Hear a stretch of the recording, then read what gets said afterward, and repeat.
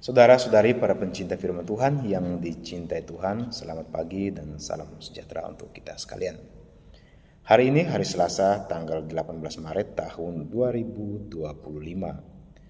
Bacaan Injil yang dipakai oleh liturgi Gereja Katolik pada hari ini diambil dari Injil Matius bab 23 ayat 1 sampai dengan 12. Perkenankan saya untuk merefleksikan satu ayat ini yang berbunyi, mereka mengajarkan tetapi tidak melakukan. Saudara-saudari yang dicintai Tuhan, kalimat ini mungkin mewakili isi bacaan Injil hari ini. Kritik yang tajam yang ditujukan kepada ahli Taurat dan orang-orang Farisi atau pemuka-pemuka agama bangsa Yahudi. Karakter ahli Taurat dijabarkan secara terperinci oleh penginjil Matius pada hari ini. Beberapa di antaranya antara lain, pertama, ahli-ahli Taurat dan orang-orang Farisi lebih banyak omongnya, tapi sedikit kerjanya.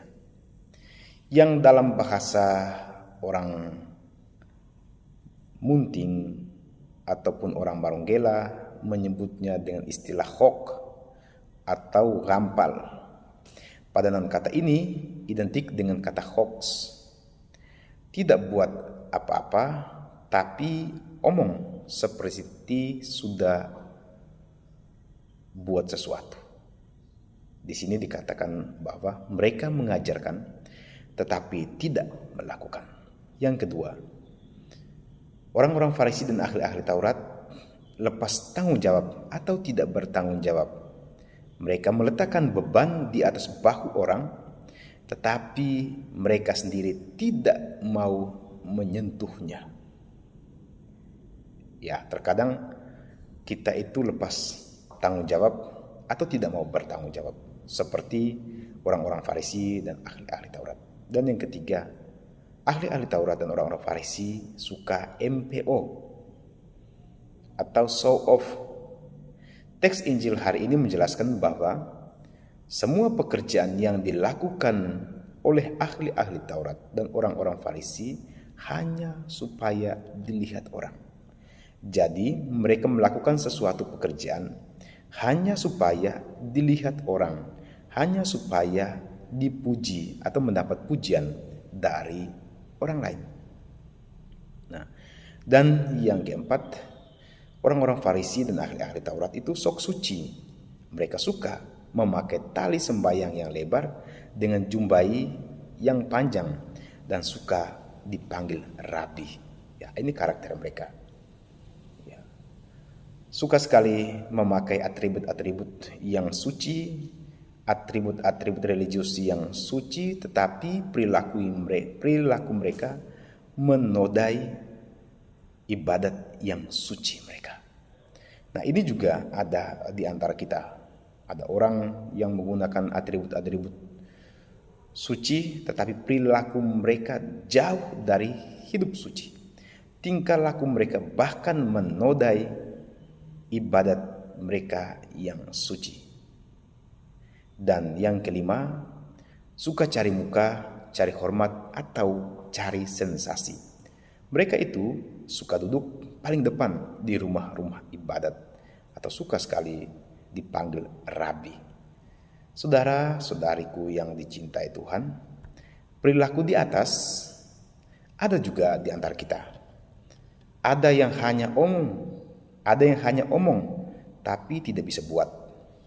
Lepas tanggung jawab atau tidak mau bertanggung jawab. Suka menarik perhatian orang, anggap diri yang paling suci. Ya.